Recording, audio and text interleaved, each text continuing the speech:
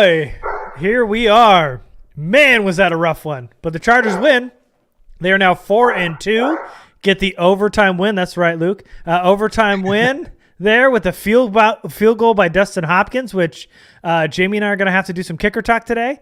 But Jamie, how are you feeling after the win? First thoughts? I'm just glad it's over. Yeah. That game was painful. Yeah. It was especially. Luke's his dog, by the way, for anybody joining us. No, I mean, it was ugly. And to be honest, I'm not all that surprised. What surprised me was watching the pregame show and seeing everybody on ESPN pick the Chargers to win like 28 or 35-14. Because that's just not how these Bronco games go. So I'm really not surprised that it was a one-score game. I'm not surprised the Chargers had to string together 15-yard drives to score points. I'm really not surprised that the Broncos picked apart the Chargers' offensive line and that the Chargers receivers couldn't get open. None of that really shocked me.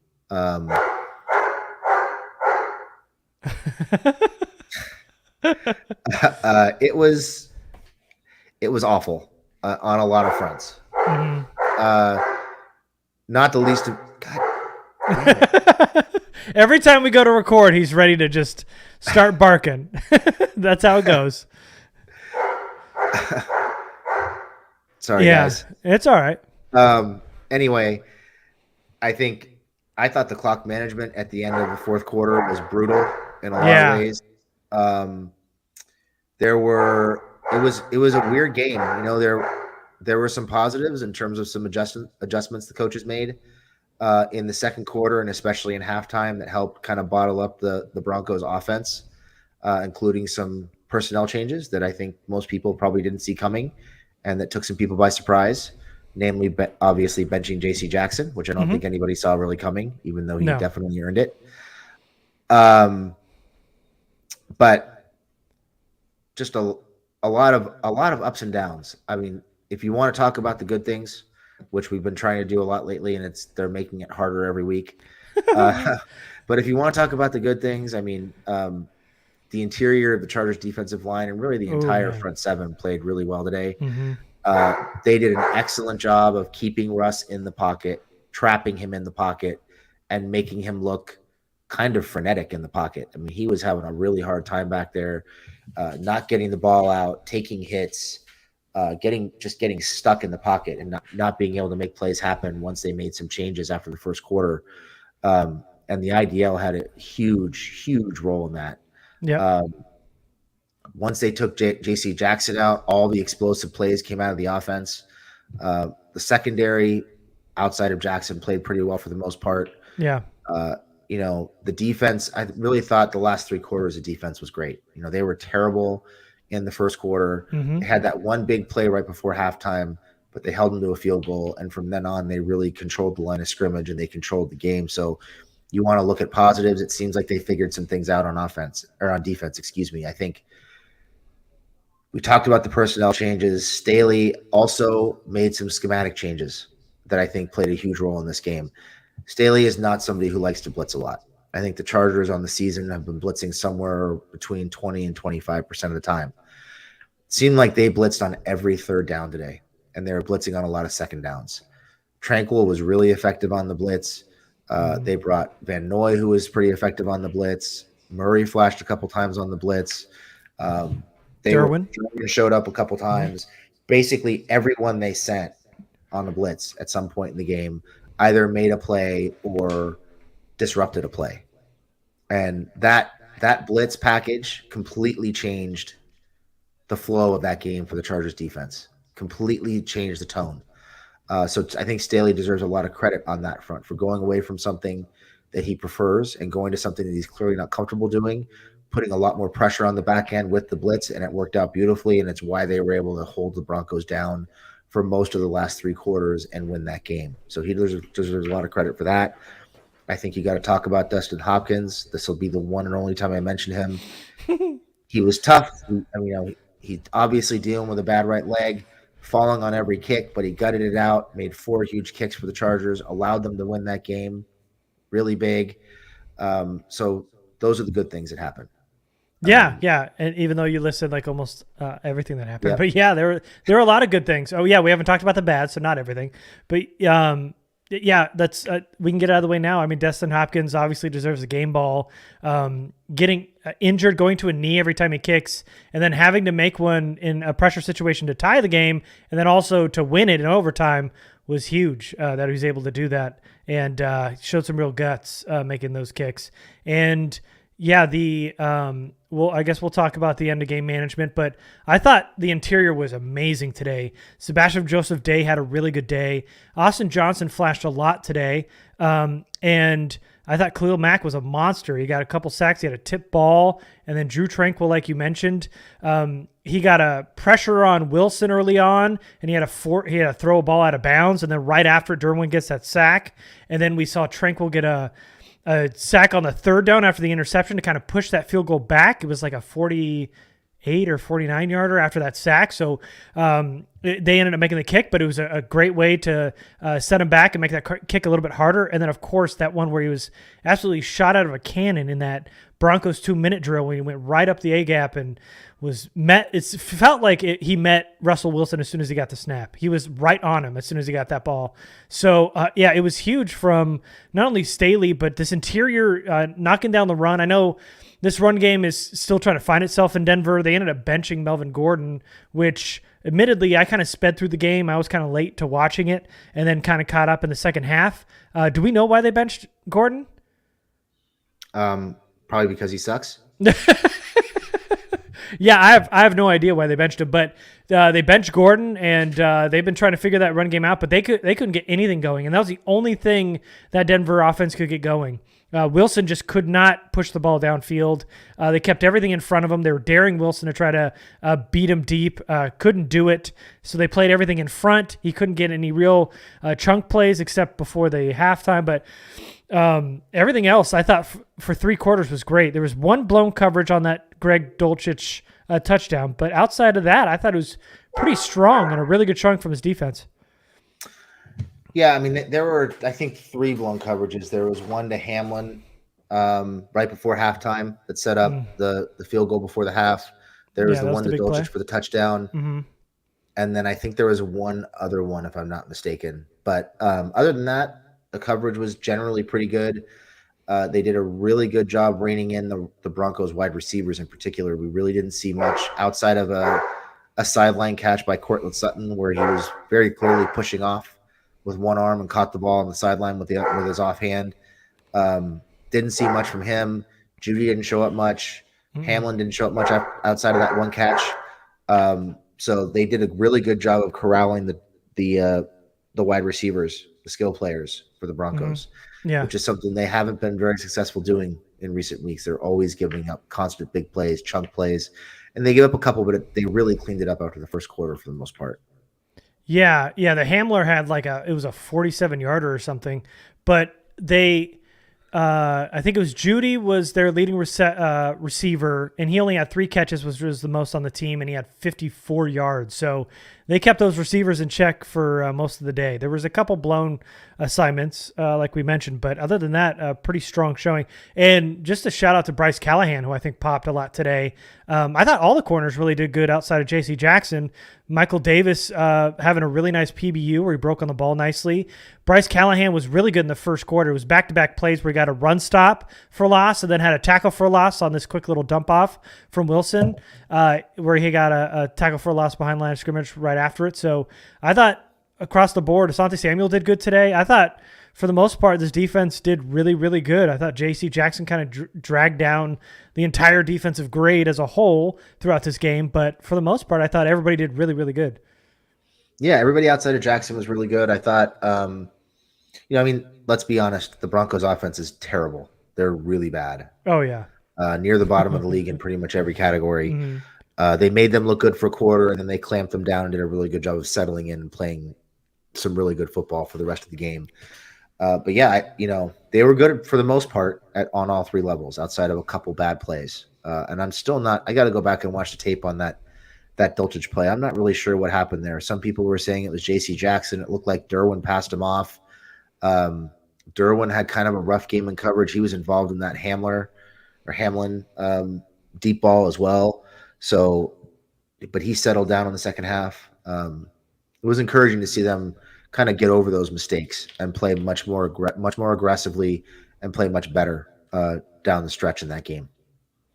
Yeah, it seemed to me on that Dulcich touchdown, they ran a 2 verts, and J.C. Jackson ran with the seam instead of taking Dulcich down the sideline and missed it. But whatever it was, enough to get him benched, apparently, and that's something we'll have to watch going forward because it just seemed like he was trying to recover from an injury, and now we're talking about him not doing good at all, getting near 100%. So, I'm not sure. But Eckler, they got a lot of run out of Eckler today.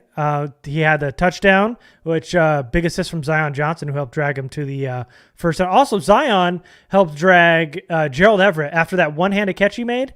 He was kind of dragging defender. Zion also pushed him to the first down, doing it twice that drive. But after that, man, it was 3 holding calls tonight. It was a rough day for Zion Johnson. Also, Trey Pipkins, who has been somewhat solid throughout the season so far, but had his hands full with Baron Browning today. Yeah, Pipkins had a rough day. I mean, to be fair to him, he is banged up. He's playing on a sprained MCL, basically out of necessity because they don't have anybody else with a pulse that can fill in for him. The offensive line in general today was really bad. They really struggled running the ball outside of a couple of plays. They could not protect Justin Herbert.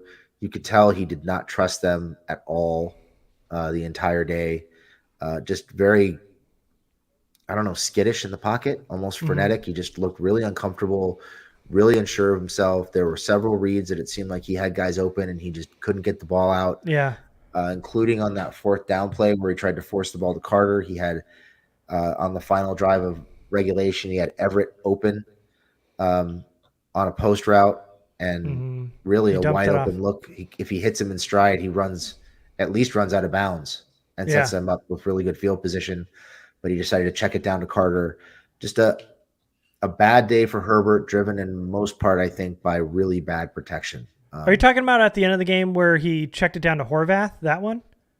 There were 2 plays. There was one. Yeah, it was the one where he checked it down to Horvath. Yeah. Yeah. Who was open initially, too. Both Everett and Horvath, but he held on to the ball pretty long. And yeah. But yeah. Yeah, he was Herbert was just not himself. No, he was all over the place today. That Denver cover 2 defense gives him fits. It has since he came in the league, and it just isn't really improving. He's just not comfortable challenging them downfield at all. They came out trying to push the ball down the field, and I was confident they had a game plan to try to do that, and then it just went away. And they got the flag on it immediately. First play from scrimmage, down to the sideline to Palmer. But you got to worry about that offensive line. I mean, obviously, Herbert is the most important person on offense. If you accept that, then Corey Linsley is 1B. He is the next most important person in that offense. You could talk about Keenan being hurt. You could talk about Eckler and Mike, but you can see the difference in this offense in terms of the protections and Herbert's comfort level with the blocking schemes and the protections, all that. You can definitely see a difference when Linsley isn't out there. Will Clapp should not be on this team, but they're stuck with him. They do not have a center who can handle protections like Lindsey can. They're not picking up blitzes. They're not recognizing much of anything. Guys in our Discord were commenting about how, they're getting blitzed to death on every play. No, they weren't getting blitzed. They just couldn't block anybody. DJ Jones is really good. He is really good. Yeah. But they were getting home with 4-man pressures for the most part. Yeah. They couldn't block. They couldn't get a hand on anybody. Yeah. Jones was wreaking havoc today, though. Yeah. He was a monster. So was Browning. But and then we saw, we were saying, hey, maybe Brendan Hymas is that guy at center if Will Clapp continues to be as bad as he was. And then Hymas comes in, has a false start or holding call, and he didn't do so good either. Will Clapp came back and looked a little scared out there, Hymas did, when he had to come in. Understandable. He hasn't played in a regular season game since college. And he's been practicing at guard for most of camp and most of his career, really. And then they want him to come in and be a center. Yeah, it's understandable, but, he's going to need some time if we're looking at him as a center too. Yep. It's going to take a while. Yeah. And he may not be the answer. Yeah. Also, DJ Jones, a favorite of the podcast. Yes, somebody wanted them to sign in free agency. Boy, did we love him. He's a great player. He is. Want to give a shout out to Joshua Palmer today. He stepped up big time. Mike Williams got locked up on the outside by Patrick Surtain, who he just could not get separation on most of today. And they found a matchup they liked with Joshua Palmer. Had 9 catches, 57 yards. Was able to slip a tackle and extend a play in the second half. Had a big third down catch in the first quarter. I think a couple first down catches. Had several third down catches, yeah. Was a nice little safety blanket for Herbert when it didn't seem like a lot of other guys were getting open. Yeah, he was good. He was doing a better job of sitting down in soft zones and finding spots in the zone to make plays. He had a couple drops early in the game, but he bounced back and made some big catches later, which was good to see. Yeah. Good to see Palmer kind of start to figure some things out and carve a roll out for himself in the offense because they need him. Yeah. Oh, they absolutely do. Also, big shout out to Donald Parham, who kind of was a little showcase today. Had some big catches, 3 catches, 53 yards, I think he finished with, including a 24-yarder. Was able to break you loose a couple times. Had a third down catch. Had the first down on the 24-yarder, but a nice little extra receiving weapon for the Chargers. Once Keenan comes back, it'll be nice once he gets to 100% too, because it seemed like Parham was, once he was like made a catch, he was kind of running not at full speed to the sideline. I think he's still kind of nursing that injury a little bit, but pretty good get from him too. Yeah, so did he come back after he got hurt? I'm not sure. Because he went out in like the third quarter and then kind of disappeared after that. Yeah, I don't remember seeing him or not. Hopefully he's healthy because it seems like every time he gets hit, he's hurt. Yeah. That's a little worrisome at this point. He can't stay on the field. So we talked about the good things that Staley did with the adjustments with the blitz scheme and benching J.C. Jackson for Michael Davis. Mm-hmm. Is it time to talk about the bad things? Okay. Yeah. You want to talk about that end of game clock management? Yeah. I guess you did a little bit, but I mentioned it, but yeah, I thought I honestly can't explain what they were doing at the end of the game. I know some people in our Discord thought that maybe they thought that after Eckler caught that pass for a first down that maybe he was short and they were waiting for a measurement. I don't know. I'm not sure what was going on there because it seemed obvious to me that they got the first down on that play. Mm-hmm. They're just letting time run down. They get the ball back with 2 minutes left, 1:51 left, and they're just letting clock bleed. They've got 3 timeouts. They're not calling timeouts. They're making no effort to get the ball down the field. It seemed like they were playing for overtime at that point. Mm-hmm. And even before that, they get the sack on 3rd and 9 on Wilson with 2 minutes and 31 seconds left in the game. Yep. And they let the clock bleed down before under 2 minutes. Before the punt to under 2 minutes. They could have had the ball back with 2 timeouts and more than 2 minutes on the clock, 2.5 minutes on the clock. Mm-hmm. But they chose to let the clock run down. They let the Broncos run the clock down before they punted it, and they didn't use their timeouts before halftime. I really don't understand what they're doing. Yeah, Staley sat on them both times. Yeah, he sat on it. I don't know, if they just weren't comfortable with the offensive line and they felt like that there was nothing they could do. But it just really seemed to me like they were ready to play for overtime, which I don't understand. Yeah. Would have liked to see them try to put that game away late. Of course. And so to me here, like what is the identity? You're going to be aggressive on 4th down with a hurt kicker, and you're going to push the envelope week in and week out. He had that controversial call last week where he put the ball in Herbert's hands, he said, and they didn't get it and almost lost to the Browns and gave him good field position. This time they went for it on 4th down a few times. They converted once with a bandy catch.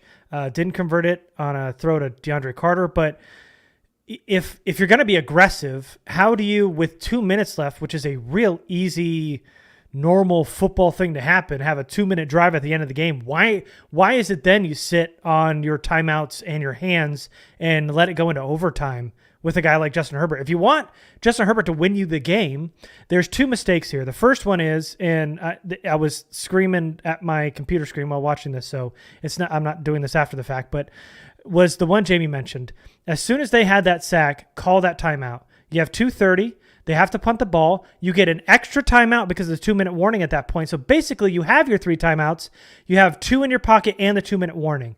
So at that point, you have much more time and you've got technically 2 timeouts, but the 2-minute warning. That's an added bonus timeout that you could have had if you would have taken that timeout after the sack. That's mistake number 1. Number 2, they were doing a lot of check down, short throws. Fine. I get with the sense of like, I don't want to give Russell Wilson too much time. I understand that part too. Once Austin Eckler catches that ball midfield and it's no doubt a first down, call a timeout. You have the ball and now you have close to a minute at that point, but then they let what felt like 20 to 30 seconds run off the clock. It was if like not 25 more seconds. And then Eckler didn't even look like he was ready to set yet. And then they throw an out route near the sideline. But there are 2 opportunities to take a timeout. And if you didn't take any of those timeouts at that point, what's the point of having 3 timeouts and not using them late? Why wait until the clock went down to do a Hail Mary that was way short of the end zone, by the way? None of that 2-minute warning was good football. That was terrible clock management and really, really bad game management from Brandon Staley. I don't know why nobody told him to take a timeout after that sack, and then after that Eckler first down.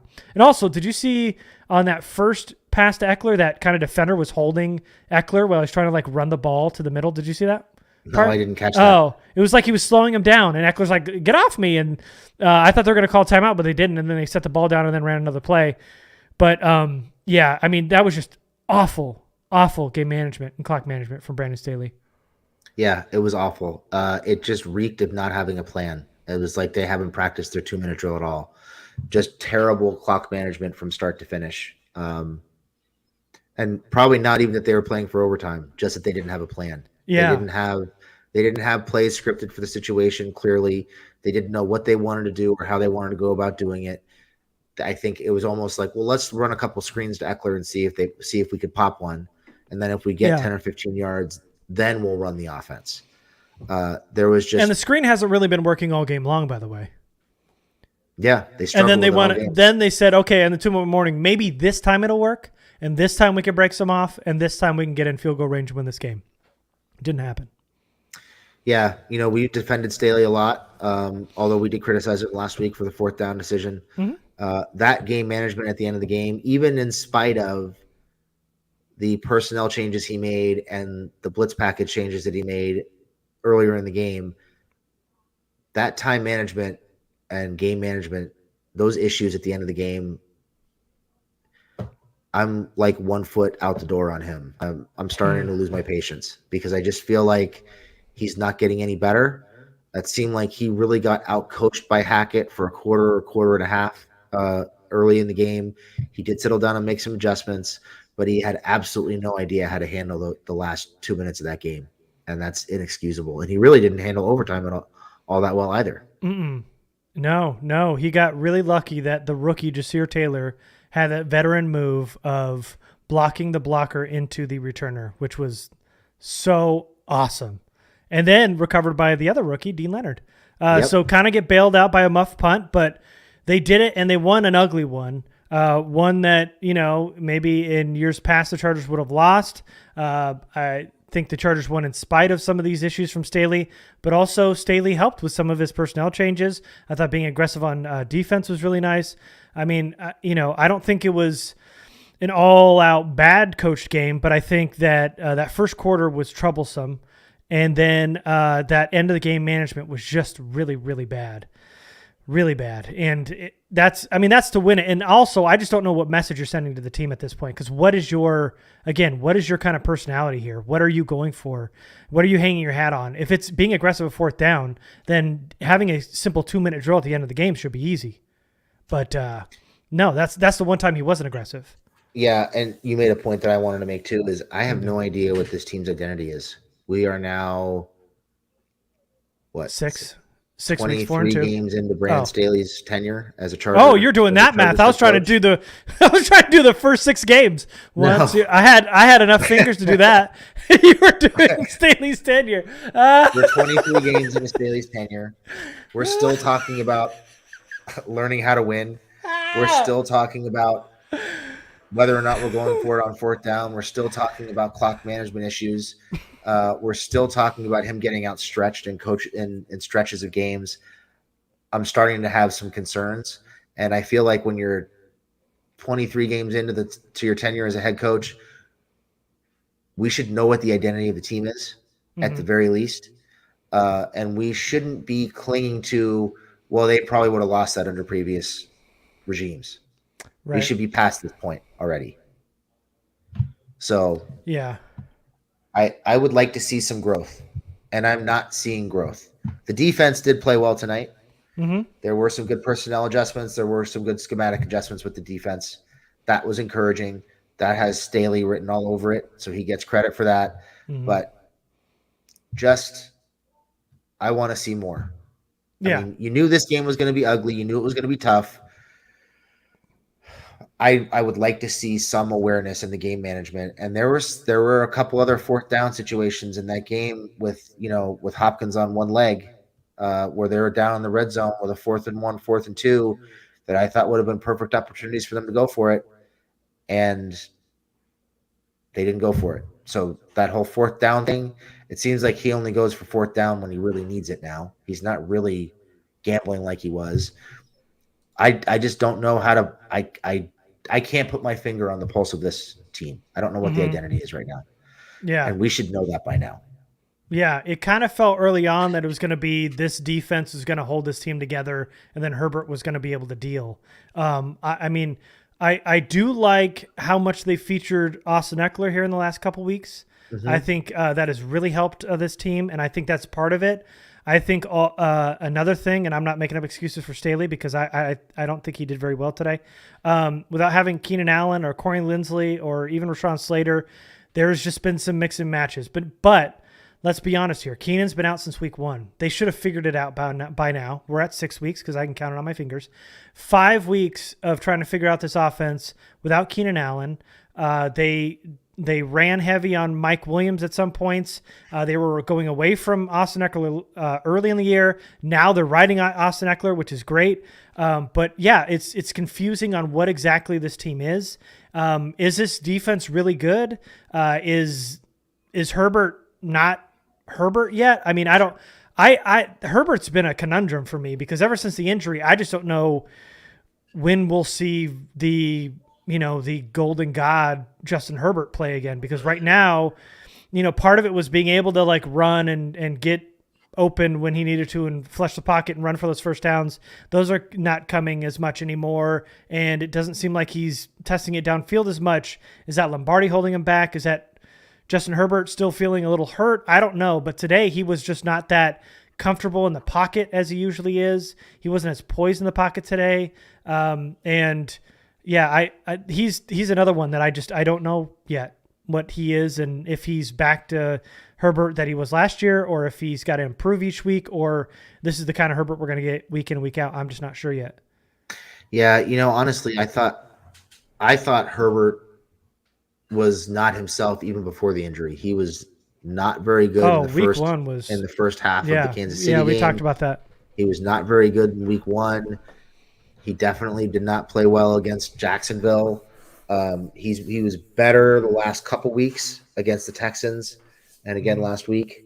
So I think he's had moments, but he hasn't really strung together consistent snaps. Yeah. 4 quarters of snaps where he's playing really well. He's had a quarter here, a quarter there, but for the most part, he's looked uncomfortable in the pocket. He's looked unsure of his reads. He's not willing to push the ball down the field against 2 high safeties. He has not been good. And, Obi-Wan Kenobi over here is talking about how he wonders why Herbert wasn't poised in the pocket. And that's a fair point. The offensive line was shit. It's been really bad since Slater went out, and especially with Lindsey. But even before that, to me, he didn't look good. Even before Slater and Lindsey were hurt in the first couple of weeks, he didn't look good to me. Yeah. Inaccurate, kind of jittery, just I don't know. I don't know if he was amped up or what, but he just hasn't looked good. And he's not progressing. You could make an argument that he is regressing this year in some ways. I mean, he was really inaccurate in the first quarter of the game today. Really inaccurate. Yeah. And I mean, and listen, Denver D was really good and he was in his face a lot, but I'm talking about those throws where he had time in the pocket. I mean, the one that we talked about on that post to Gerald Everett, I mean, I don't know what happened. He just started drifting towards the sideline. He got spooked by something.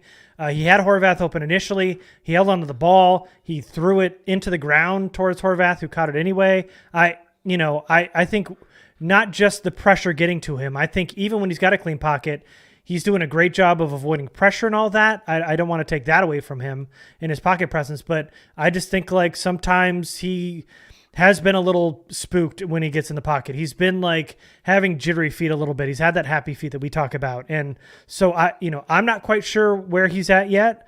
I know that there is a lot of things in play here with the offensive line, with the rib injury, without having his starting center. There's a lot to play here. But I'm just saying that, the jury's still out on what kind of Herbert we're going to get this year.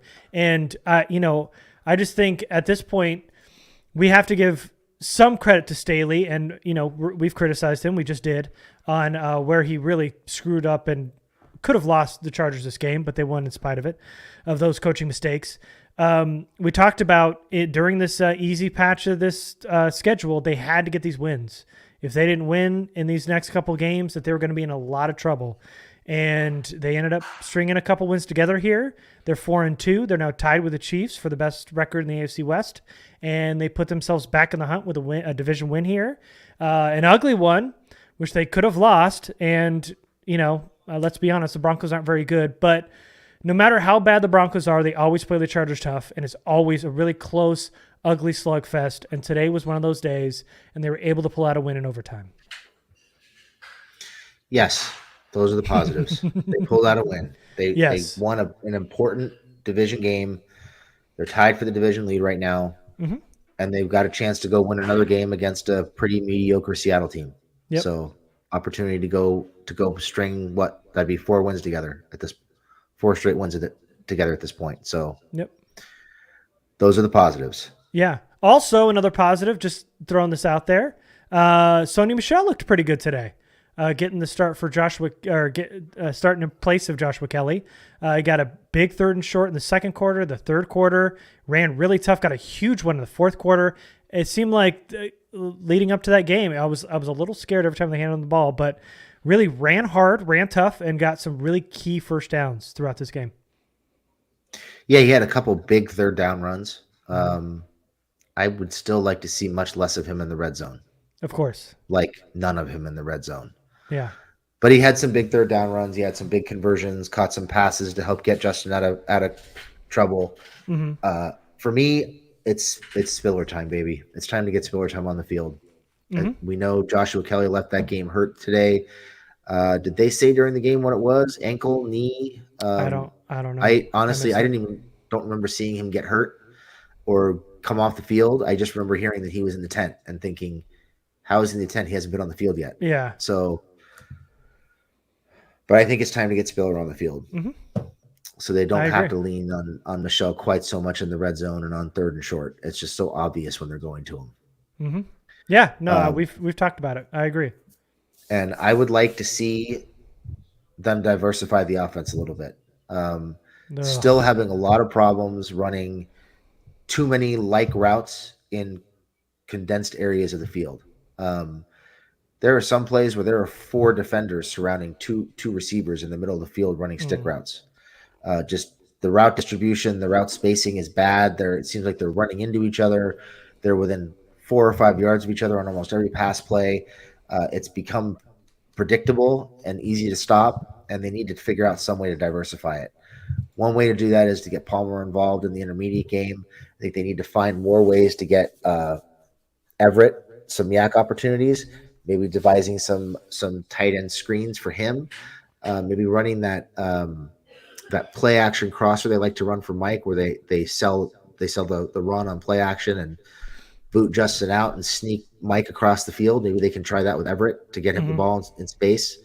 But they need to open things up a little bit on offense. It's very predictable. It's very condensed. It's not spaced very well. They have their moments. I thought Lombardi called a really good game last week. Yeah. Not a great game this week. I mean, he was limited in a lot of ways because of what the offensive line was doing or wasn't doing. But still, you can't be throwing 3 and 4 yard passes with Justin Herbert. You got to find a way to get the ball down the field. Yeah. Just to update. So I looked it up. Dual 12's right. It was Joshua Kelly's knee that he went out for. But yeah, I mean it was such a flat offensive day for the Chargers. They just could not get anything going in the air, through the air, on the ground. Mike Williams was absolutely in hell with Patrick Surtain, and they were just kind of trying to find out who else they could get. And Parham stepped up, Palmer, Everett. I mean, I don't know what's going on with Everett's hands. Well, I do know he just can't catch very good, and we're just going to have to deal with that from time to time. But yeah, I mean, he made some good catches today. That one-handed grab was really impressive. But yeah, this offense was very stale, and it just seemed like there was kind of a let's run it and then screen it and then try to figure it out on third down a lot, and none of it was really working. Like we've been saying, I don't think there's a lot of Chargers right now that can get separation. Knowing that Keenan Allen's not on the field, nobody else can really step up and get separation. I thought Palmer had a pretty good day today, and that was a matchup they exploited a lot. He had 9 catches today, but yeah, they just don't have that other explosive weapon, especially when Mike Williams is getting locked down on the sideline. So it was tough. I mean, there's a lot of things going against Lombardi, but not a good day for him either. Staley, not a good day. But I think defensively they were pretty impressive, so I can give them that. Yeah, I mean, they struggled in the first quarter, but after that they really locked it down. Did a good job. They deserve some credit for that. Coaches too for making the changes. Yeah, that was a very interesting in-game change today of J.C. Jackson. I'm curious to see how that plays out going forward, because, man, I don't know if you can bench your star free agent acquisition this soon, but Michael Davis did great when he came in. Really, really good. He did. He was playing tight coverage. He had at least one PBU that I could think of off the top of my head. Yep. Playing fast and playing confident, which is something J.C. Jackson has not been doing. Yeah. Okay. We've covered a lot. What else do we have here? Anything else you want to touch on here? It seemed like you had a lot of bad things you wanted to say about this game, because we talked about a lot of good. You mentioned some. Do you want to air some more grievances? I mean, we talked about the offensive line. We talked about the game management. At one point, do we become worried about the Chargers wide receivers without Keenan Allen? This is a very slow group. For years, Jamie. What are we talking about? Yeah, I mean, we as a group, you and I have been worried about it for a while. Yeah. Right. Charger fans. This is not a good group. It wasn't a great group going into the season, even with Keenan healthy. Now it's a pretty bad group, well below average. Yeah, they're slow. They don't run great routes for the most part. They don't separate, and when they're open, a lot of times they don't catch the ball. That's not a great trio. Yeah, this group really, really desperately needs some speed and some twitch, and it's something they just don't have. They got to find a way to get the ball into Palmer's hands more. They got to find a way to unlock Carter. I thought we'd see more tunnel screens with him, more bubble screens, more efforts to get him the ball in space. We really haven't seen much of that. They got to get more creative, because these guys are not able to get open on their own.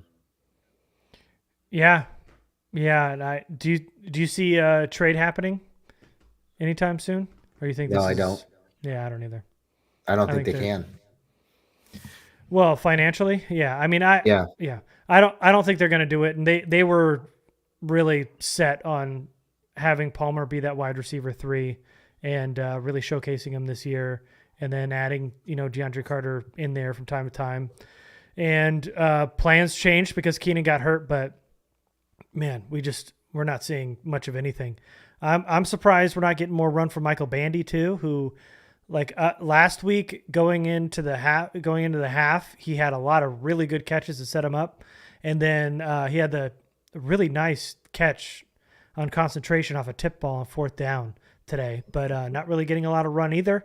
And we're not seeing Carter get any manufactured. Well, from time to time we do, but not not nearly enough. And Mike Williams is just he's either going to make some crazy highlight reel catches, or he's just not going to catch a ball at all, and that's just kind of how it's going to be. Did you think Mike made that catch down the sideline? No, I thought he got both toes down. Even after replay? There was one angle on replay where they kind of showed it from it was a sideline camera that was looking down on it, and it looked to me like he got both toes down. Mm-hmm. I thought it was close, but I thought he got both toes down. Yeah. Yeah, I thought he got 1 foot in, but I don't think he got a second foot in. I think it touched some white. So I wouldn't have challenged it, but I know a lot of other people wanted to. I thought it was close enough to look at it. So go ahead and send in questions, and we'll just kind of answer those as we wrap up here.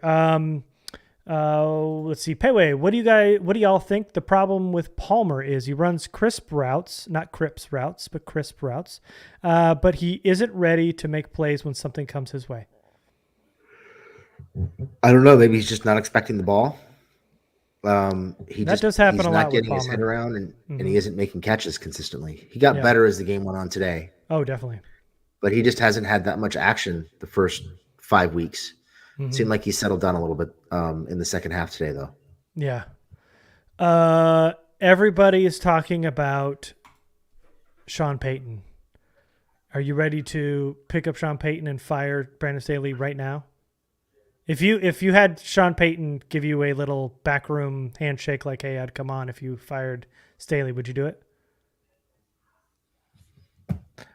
I mean, in a fantasy world, yeah, who wouldn't? That's what we're talking about. Yeah. Okay. In a fantasy world, who wouldn't? But the Chargers aren't going to do that. They're not going to fire Brandon Staley with 2 years left on his contract. That's not how they do business. Yeah. I see a lot of people talking about Staley and firing Staley after this year if they don't make the playoffs and bringing Payton in. It's not happening. They're not going to pay 2 coaches while one is working and one isn't. They're not going to fire Staley 2 years into his deal. It's just not how they operate. Staley's going to be here for 4 years. Yeah. That's just how they do business. No doubt. Is this still a playoff team? I mean, I still think they're probably going to win 10 or 11 games. Mm-hmm. And so if they win 10 or 11 games, they'll at least win a wild card. Yeah. I mean, neither one of us had them winning the division anyway, I don't think. I think we both had Kansas City winning the division, and I haven't seen anything that changes my mind on that. Yeah. Yeah, I think it's still a playoff team. It's a wild card team. Maybe they get the top wild card seed and win a game, maybe 2, depending on matchups. We'll see. Mm-hmm. I don't think it's a Super Bowl team right now, but they've got plenty of time to work themselves into shape and figure some things out. Billy wants to know about Zion Johnson. Is the Denver defensive line that good, or was Zion just playing bad? Both. The Denver defensive line is good. Yeah. DJ Jones is really good. Draymond Jones is really good. Browning was playing really well. They have a really good group of guys, especially on the interior defensive line on that team. So that's a good group. It was a good challenge for him, and he had a rough game. Hold on. Did you see Derwin yelling at Staley in the fourth quarter? What was that about? It was actually in overtime. And that was when he called timeout before the punt. Yeah, it seemed like maybe they were worried about a fake. Mm-hmm. Or something. It was 4th and short. Yeah. And Derwin was yelling at him about taking the timeout, I guess. I'm not sure, but he wanted to get his guys right. I don't know any other details other than that. But yeah, I saw it. It was interesting. But that's how Derwin's been. You know, he's been in coach's face, and then he, after the game, gives him a big hug, and you see those behind the scenes stuff, and Derwin's all loving on him after a win, yelling at him during the game. That's just how their kind of relationship is right now, it seems. RW, when's the last time the Chargers won a game because of their special teams?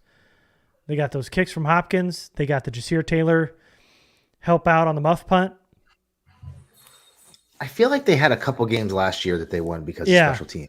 Yeah. Because they had Roberts making big returns for them last year. Mm-hmm. So, yeah, I think they had a couple last year. I'd say last year was the last time. Yeah, I think I remember Hopkins winning a game or two last year on a field goal. Yeah, I'm sure he did. They played a lot of close games last year. Let's see.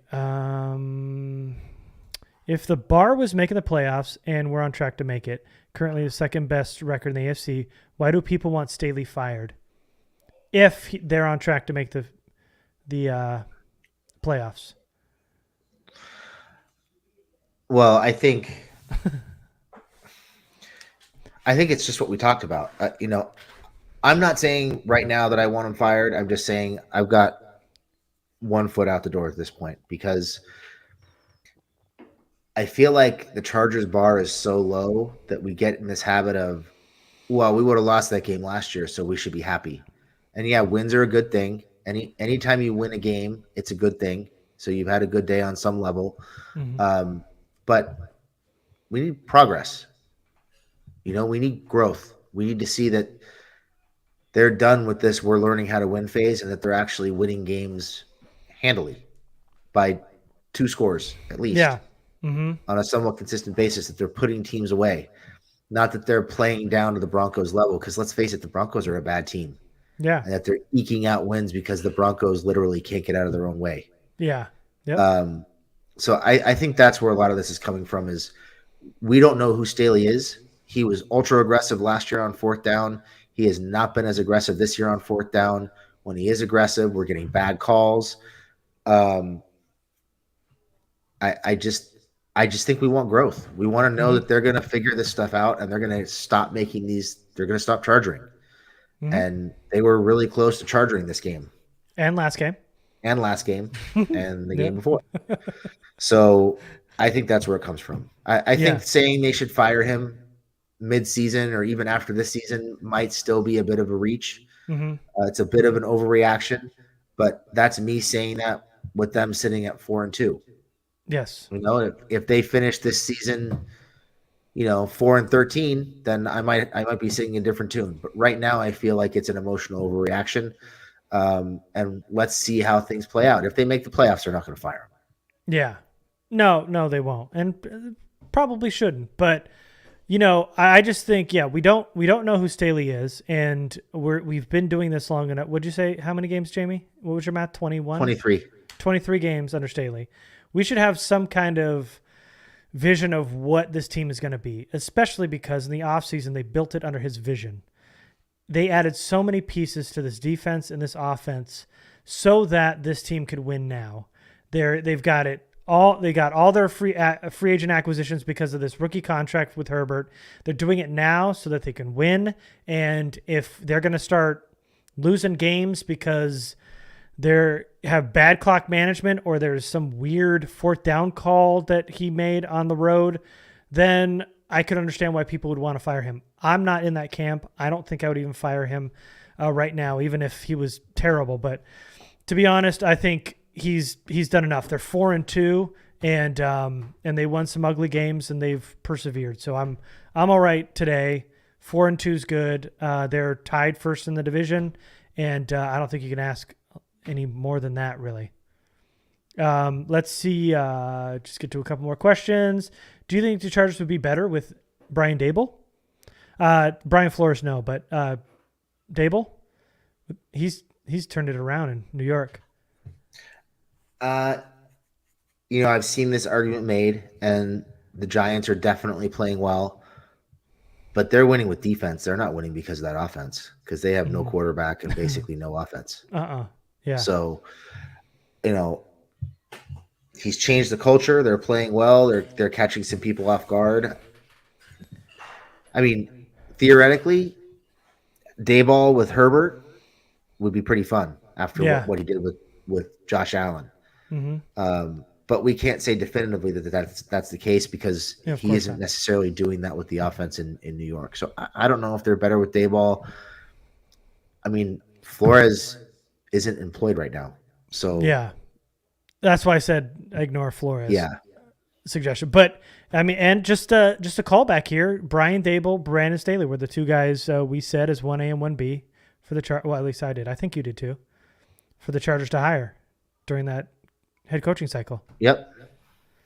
Okay. Well, I think we've pretty much done it. There was one other question I was going to get to here before we got off. Is there anything else you want to leave everybody with, Jamie? There was something I saw here that I wanted to respond to. Was it this right here? Do the Padres beat the Phillies? Huh.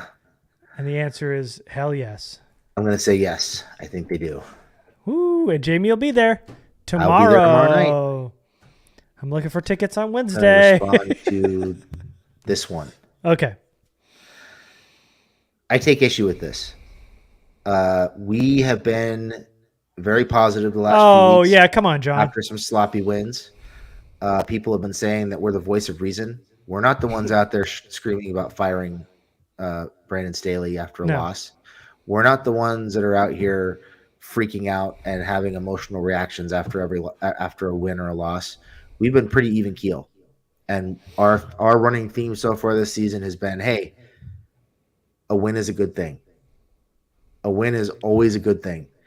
But that doesn't mean you can't discuss the struggles. That doesn't mean that you can't be honest about the things that didn't go well, that in some cases continue to not go well, and ask for more and demand for more. And that doesn't mean that we're turning a win into a loss. It's just that, like I said, we want to see some growth. We want to see Staley advance this team. And yes, they won, and we're happy they won. We're happy they're tied for first place in the division, but we want more. And I don't think that's an unreasonable ask. No, and I think you should probably go back and listen to the first half hour because that's all we did. All the positive. We laid out all the good things that happened. Jamie mentioned some bad things, and then we went back and said some good things about like Jasir Taylor and Sony Michel having a good game. So, no, I think there are some bad things that happened in this game, and I don't think it's criminal to talk about some other things that went wrong. And while everybody overreacts about the fourth down call last week, we turned it and gave a real easy value take on that situation. And even some losses that were, even after the loss, it seemed like there were some good things that came out of it. So it's all good, man. I appreciate you coming on, John, and giving us a second try. We'll see you next week for a third try, hopefully. And Kevin Hughes wants to know if we're going to do a Padres podcast. We've toyed with that idea for years, but it just hasn't happened for whatever reason. Yeah, we just haven't done it. It's hard with baseball because they play every day. It's a lot more for baseball. Mm-hmm. It sure is. So shout out to all those baseball podcasts, and I'm sure there's some great. John Gennaro's got anybody from the old Bulls from the Blue Days has a Padres podcast you can listen to. But we've toyed with this idea, and I don't know, maybe at some point we can find some time to do it outside of all the stuff we're doing here. But listen, we appreciate all you guys and all the sweet things you guys are saying here. Just want to say thank you, everybody that's tuning in. And I know that we'll probably be here again, maybe after the game Sunday. We'll see if the schedules align. We'll try to get a preview podcast up this week. And go ahead, Jamie. Looks like you want to respond to this. I was just going to say... read it out to the people in the audio podcast. Game management was the one of the top things from the Lynn era, by the way. I don't see an issue now other than the fourth down decisions from Res 2405. The Chargers completely butchered the last 2.5 minutes of this game. Completely butchered. Went into the last 2.5 minutes with 3 timeouts. They got the sack on 3rd and 9 with 2 minutes and 31 seconds left in the game. They sat and let the clock bleed down to 2 minutes instead of calling a timeout and leaving themselves with 2 timeouts and the 2-minute warning. Then they proceeded to not use their timeouts at all in the final minute 51 of the game. They get that first down with Eckler at midfield or near midfield and decide not to call a timeout and let 25 seconds tick off the clock. That was some of the worst game management we've seen from Brandon Staley at any point in his tenure. And it seems like after last week with the fourth down decision, this week with what they're doing, with what they did with the clock, the game management and clock management aspects of what Brandon Staley is doing are moving in the wrong direction. So hopefully he gets it fixed. Yes. Agreed. So thank you guys. A lot of great things in the comments. I appreciate everybody being so sweet to us and sticking with us. Thank you so much for watching. We will do another podcast soon for the Seattle breakdown. We'll do a recap of the Seattle game coming up here. Chargers are 4-2, tied for first in the division with the Kansas City Chiefs now, who both sit at 4-2. They get a division win. They get a AFC win. Huge here, because if they drop this game in the division, go 3-3, it's a totally different feel here on this podcast. 4-2 feels really good at this point. And I think the Chargers win an ugly one, and thankful for it. They took an extra quarter and overtime to do it, and a muff punt by the Broncos, but the Chargers pull it out, 4-2. Thanks, everybody, for listening. We appreciate you guys, and we will see you next time. Thanks, everybody. Let's fucking go, San Diego!